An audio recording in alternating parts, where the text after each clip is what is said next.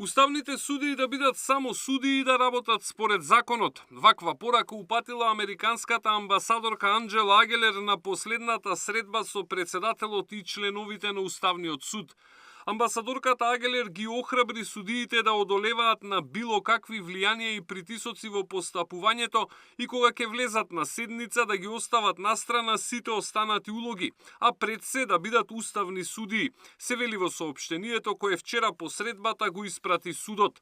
Пораката на Агелер ја слушнале сите 9 уставни судии. Меѓу нив били и двајцата етнички албанци кои ја бойкотираа последната седница на судот кога тој реши да поведе постапка за законот за јазиците. Посетата на Агелер на Уставниот суд доаѓа на помалку од 2 недели пред закажаната јавна расправа за законот за јазиците и во време кога дуи отворено се заканува дека одлуката на судот може да предизвика дестабилизација на државата преку попречување на одржувањето на локалните избори. Премиерот вели дека не знае што разговарала Агелер со уставните судии, но според него пораката е јасна.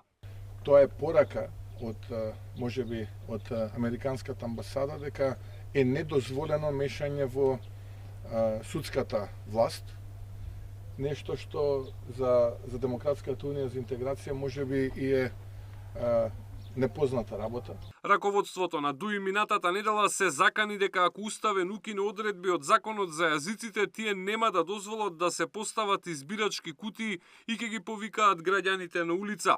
ДУИ веќе протестираше со шатор пред уставен кога падна одлуката да се преиспитува законот.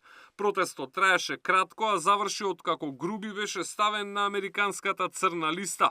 Уставен на 20 март треба да одржи подготвителна седница со повеќе експерти на која ќе се разгледуваат спорните одредби од овој закон.